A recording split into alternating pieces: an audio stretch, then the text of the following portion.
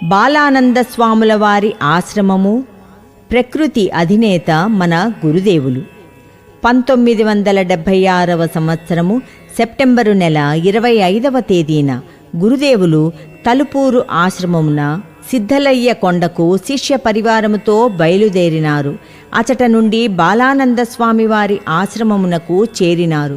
శిష్యులు గురు భగవానుని, స్వామి, ఇప్పటి వరకు వర్షాలు లేకపోయే, ఎప్పుడు కురుస్తాయి స్వామి అని విన్నవించుకొనినారు. గురుబ్రహ్మ, అయ్యా, భగవంతుడు కురిపించే పెద్ద వర్షాలు మూడేనే.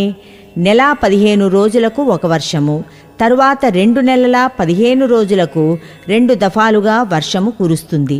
అటుపైన 3 నెలలకు ఒక వర్షము. ఇప్పుడు మాత్రము వర్షము కురవదు అని సెలవచ్చినారు. అంత శిష్య బృందము, స్వామి, పశువులకు మనుషులకు త్రాగుటకు నీరు లేదాయనే, పంటలు దెబ్బతిని కరువు వస్తుంది అని మనవి చేసుకొనినారు. దయామయుడు గురుదేవుడు త్రాగునీరు లేకపోతే మనమన్నా కష్టపడి వాన కురిపించకపోతే ఎట్లాగయ్యా అని సెలవిచ్చినారు. గురుదేవులకు ఉడుకునీళ్లు ఇవ్వపోగా, అయ్యా, అనుకున్న పని పూర్తి అయ్యే వరకు నీళ్లు తాగితే ఎట్లాగయ్యా, తాగితే పైవాళ్లు ఒప్పుకోరయ్యా అని సెలవిచ్చినారు. శ్రీ స్వామివారు తాము తీసుకొను రాగిజావను ఉడుకునీళ్లు అని సంబోధించెడివారు. అప్పటి నుండి బండి ఆపయ్యా అని ఏకధాటిగా అరుస్తూ 3 పగళ్ళు 3 రాత్రుళ్ళు గుండం ముందు కూర్చొని సృష్టి కార్యక్రమంలో నిమగ్నమైపోయారు. 4వ నాడు అచ్చోట నుండి శిష్య పరివారముతో కదలి కలిచేడు చేరినారు. శ్రీ స్వామివారు కలిచేడులో శ్రీ కళ్యాణరామం మైకాగని ఆవరణలో శిష్య సమేతముగా 3 పగళ్ళు 3 రాత్రులు తమ దీక్షను కొనసాగించినారు. గురుస్వామి నిద్రాహారములను వర్జించి అప్పటికి 6 రోజులు గడిచినవి. 7వ నాటి సాయంత్రము స్నానము చేయించమని శిష్య బృందమునకు ఆదేశము ఇవ్వగా, తత్కార్యము ముగింపు సమయమున గురు భగవానులు పకపకా నవ్వి, గడ్డే పెళ్లగించుకొన్నదయ్యా, నన్ను లోపలికి తీసుకొని పొండి అని ఆదేశించినారు. అనంతమూర్తి గురుమూర్తిని శిష్యులు పక్కనున్న గదిలోనికి తీసుకొని పోయినారు. గురు భగవానులు లోనికి పోవడంతో బయట వరుణదేవుడు తమ ప్రతాపమునంతను ప్రదర్శించెనా అనునటులా ఏకధాటిగా ముమ్మరముగా రేయింబవళ్ళు వర్షమును కురిపించసాగినాడు. 3వ నాటి ఉదయముననే గురుదేవులు ఇంకా మనము ఇప్పుడే తలుపూరుకు ప్రయాణము కావలయును అని ఆదేశమివ్వగానే అందరూ కలిసి ఉదయము 10:30 గంటలకు నారాయణదాసు ఆశ్రమమునకు చేరినారు. విచిత్రమేమనగా పరంధాముడు పరివారముతో బయలుదేరి తాము మకాము చేయవలసిన స్థానము చేరువరకు వరుణదేవుడు తన కార్యక్రమమును నిలుపదల చేసినాడు. గురుస్వామి ఆశ్రమమునందు అడుగిడటం తోడనే వరుణుడు మరలా తన కార్యక్రమమును కొనసాగించినాడు. ఆనాటి సాయంత్రము శిష్యులను సమాయత్తపరచి, అయ్యా, మీరు పోయి మిట్టపల్లాలకు మట్టిపోస్తే పక్కల కాల్వలు తిరుక్కొని పోతాయి అని ఆదేశించినారు. శిష్య బృందము ఆ కుండపోత వర్షములోనే గురువాజ్ఞను నెరవేర్చి ఆశ్రమమునకు చేరినారు. గురుదేవులు బండి ఆపయ్యా అని అరుస్తూ రాత్రి అంతయు గడిపినారు. పొద్దున్నే మిక్కుటముగా కురియుచున్న వర్షమును చాలించమని గురుబ్రహ్మ వరుణునికి ఆనతి ఇచ్చినారు. సృష్టికర్తకు ప్రతిరూపమై వెలసిన గురుభగవానుని ఆదేశమును శిరసావహించి వరుణుడు తన ఒరవడిని నిలుపుదల చేసినాడు. తదుపరి ఉదయముననే దీక్షను విరమించి ఆహారమును స్వీకరించినారు దేవాదిదేవుడు గురుదేవుడు. ఆనాటి గురుదేవుల ఆనందోత్సాహములకు అవధులు లేకపోయినవి. ఆ సంవత్సరములో వర్షములు కురియడంతో చెరువులు పూర్తిగా నిండడము, పంటలు బాగుగా పండడంతో గ్రామస్థుల ఇక్కట్లు తీరిపోయినవి. సుఖశాంతులతో జీవనమును గడుపసాగినారు. బృహత్తరములైన కార్యములెన్నియో తన హృదయాంతర్గతమున సంకల్పించి సర్వమునకు తాను కర్తయై తత్కార్యములను నెరవేరుస్తూ ప్రజల బాధలను తీర్చుచున్న విరాట్ స్వరూపులు గురు భగవానులు శ్రీ శ్రీ శ్రీ వెంకయ్య స్వాముల వారి పాదారవిందములకు శరణం శరణం శరణం. గురుదేవుల కృపాకటాక్ష వీక్షణము లక్షలాది జన్మల పాపాలను సమూలముగా పెకలించి వేస్తుంది. గురుదేవులు సర్వజ్ఞత్వము. గురుదేవులు ఆత్మకూరు తాలూకా నెల్లూరు జిల్లా పరిసర ప్రాంతములలో పర్యటించుచున్న రోజులలో కాకూరు వారి పల్లెకు పోవుట తటస్థించినది. సర్వజ్ఞుడు గురుదేవులు ఆ గ్రామము బడివైపు పోవుచు ఆ బడిలో ఉపాధ్యాయుడుగా పనిచేయుచున్న శ్రీ కత్తి సుబ్బరాజు గారిని చూసి, అయ్యా, నీకు సరిగ్గా 15 రోజులకు ముస్తాపురములోనున్న మీ ఇంటి నుండి పిలుపు వస్తుంది అని సెలవిచ్చి అచ్చటి నుండి కదలిపోయినారు. గురుదేవులు సెలవిచ్చినట్లు సరిగ్గా 15 రోజులకు ఇంటి నుండి మనిషి వచ్చి వారి శ్రీమతికి తేలు కుట్టిందని వెంటనే తీసుకొని రమ్మన్నారని చెప్పి తనతో పాటు ముస్తాపురమునకు కొనిపోయినారు. శ్రీ సుబ్బరాజు గారు స్వగృహమునకు చేరువ అగుటతోడనే లోనుండి ఆర్తనాదములు వినవచ్చినవి. శ్రీ సుబ్బరాజు గారు ఇంటిలోనికి అడుగుడి విగతజీవి అయిన ధర్మపత్నిని కాంచి ఎనలేని వ్యధకు లోనైనారు. తదుపరి గురుదేవులు ఆనాడు సెలవిచ్చిన విషయసూచన ఇదియే కదా అని శ్రీ కత్తి సుబ్బరాజు గారు స్ఫురణకు తెచ్చుకున్నారు. గురుదేవులు జరగబోవు అశుభములు నేరుగా చెప్పక గూఢార్థముగా ప్రవచించుచుండెడివారు. ఈ విధముగా గురుదేవులు రాబోవు అశుభములను సూచనప్రాయముగా సూచించుచుందురే కాని సూటిగా తెలియచేయరు. గురుదేవులు సర్వజ్ఞులు. చిలకమర్రి అనంతసాగరం మండలం ఓబుల్రాజు గారు తన 12 సంవత్సరముల బిడ్డను గురుదేవుల పాద సన్నిధికి కొనిపోయి దివ్య ఆశీస్సులను ప్రసాదించుమని ప్రార్థించుకొనినాడు.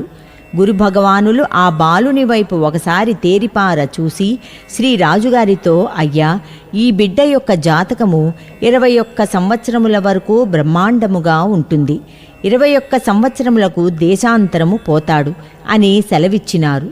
గురుదేవుల ఆశీర్వాద ఫలితమే ఆ బిడ్డ 21 సంవత్సరముల వరకు అన్ని హంగులతో అభివృద్ధిలోనికి వచ్చినాడు. 21 సంవత్సరముల తదుపరి పరమేశుని పాదపద్మముల కడకు చేరిపోయినాడు. అయ్యదియే ఆనాడు పరబ్రహ్మస్వరూపులు గురుదేవులు సర్వజ్ఞులు త్రికాలజ్ఞులు ప్రవచించిన ప్రవచనముల పరమార్థము. గురుదేవులు శిష్యులు శ్రీ ముదిగేడు వెంకట్రామిరెడ్డి వేమయ్య గార్లతో తలుపూరు గ్రామమునకు మధ్యాహ్నము సుమారు 3 గంటల ప్రాంతములో శ్రీ సంజీవనాయుడు గారింటికి ప్రసాదము కొరకై పోయినారు. ఆ ఇంటి యజమానురాలు శ్రీమతి నారమ్మ గారు గురుదేవులను వారి పరివారమును కాంచినంతనే, అయ్యా, ఇంట్లో ఏమీ లేదే మీకు పెట్టుటకు అనడమే తడవుగా గురుబ్రహ్మ, అమ్మా, ఇంట్లో ఉన్న 3 సంగటి ముద్దలు చాలు, తీసుకొని రమ్మనగానే జ్ఞప్తికి వచ్చి మహదానందముతో ఆ ఆహారమును స్వామివారికి నైవేద్యముగా సమర్పించుకొనినారు. ఆ సమయమున శిష్యులు శ్రీ శేషారెడ్డి గారు వారి వెంట లేరు. కొద్ది తడవు తర్వాత శేషారెడ్డి గారు వచ్చి గురుదేవులను కలసికొనినారు. ప్రియతమ శిష్యుని గాంచినంతనే కరుణామయుడు ఆ గృహ యజమానురాలితో, అమ్మా, ఈయన సంగటి తినరు, కొంచెము అన్నం పెట్టమ్మా అని ఆదేశించినారు. గురుస్వామి ఆదేశానుసారము అన్నమును శ్రీ శేషారెడ్డి గారికి వడ్డించి అందులోకి సాధకము లేదని బాధతో గురుస్వామికి విన్నవించుకున్నారు. సర్వాంతర్యామికి తెలియనిది ఏమున్నది? మానవాళి తమ ఉనికిని తాము మరిచిపోయినను సృష్టికర్తకు అంతయు కరతలామలకమే కదా. వెంటనే గురుస్వామి, అమ్మా, ఉట్టిమీద ఉన్న సొరకాయ కూర పెట్టమ్మా, సరిపోతుంది అనగానే ఆ తల్లి వెంటనే ఆ పదార్థమును ఆప్యాయముగా శ్రీ శేషారెడ్డి గారికి వడ్డించినది. ఆ తల్లి గురుదేవులకు వారి అనుచరులకు సంతర్పణ చేసినాను అను తృప్తితో ఆనందానుభూతిని పొందినారు. సర్వజ్ఞుడు సర్వాంతర్యామి సర్వేశ్వరుడే సృష్టి సంరక్షణార్థమై భువిన గురుదేవుల రూపములో వెలసినప్పుడు ఆ తండ్రికి గోచరించనిది ఏమున్నది భువిలో? శ్రీ శ్రీ శ్రీ భగవాన్ వెంకయ్య స్వాముల వారు తలుపూరు సమీపమున పద్మావతి మైకాగని వద్దకు శిష్య పరివారముతో వేంచేసినారు. ఆ గ్రామ కాపురస్తులు వెంకటాద్రి నాయుడు వారి శ్రీమతి శంకరమ్మ గారలు గురుదేవులను దర్శించుకొని వారి ముంగిట ఆసీనులైనారు. వారు తమ చిరంజీవి డాక్టర్ రంగయ్యకు మధ్యవర్తి తెలిపిన పాకాలలో డాక్టర్ కోర్సు పాసైన అమ్మాయితో కళ్యాణము చేయ కుతూహలురై ఆ సంకల్పమును గురుదేవులకు మనవి చేసుకున్నారు. త్రికాలజ్ఞుడు గురుదేవులు వెంటనే, అమ్మా, ఆ సంబంధము కాదే అని సెలవిచ్చినారు. వారు ఆ పలుకులతోనే తికమక పడిపోయి, స్వామి, ఎందుకు కాదు, వాళ్లే వారి బిడ్డనిస్తామని వచ్చినారు కదా అని తమ హృదయాంతరాళముల నుండి పెళ్ళుబుకిన అభిప్రాయమును వెల్లడించినారు. గురుస్వామి మీరింటికి పోయేసరికి మీకే తెలుస్తుంది అని సెలవిచ్చినారు. మరియును నెల్లూరు నుండి ఒక సాధువయ్య గారి ద్వారా సంబంధం వస్తుంది, ఆ సంబంధం ఖాయమవుతుంది అని కూడా ప్రవచించినారు. ఆ తల్లిదండ్రులు గృహోన్ముఖులవుతూ మార్గమధ్యమున గురుదేవుల ప్రవచనములను తలపోసుకుంటూ ఆ తండ్రి ఇలా ఎందుకు సెలవివ్వవలసి వచ్చినదో అని అనుకుంటూ ఇంటికి చేరినారు. వారు ఇంటికి చేరినారో లేదో పాకాల నుండి వచ్చిన ఉత్తరము వారి కంటపడుట తటస్థించినది. తమ బిడ్డ పై చదువులు చదువవలెను అను అభిప్రాయమును వెలిబుచ్చినందు వలన ప్రస్తుతం కళ్యాణ విషయమును నిలుపుకొన్నామని తెలియచేయుట ఆ లేఖ యొక్క సారాంశము.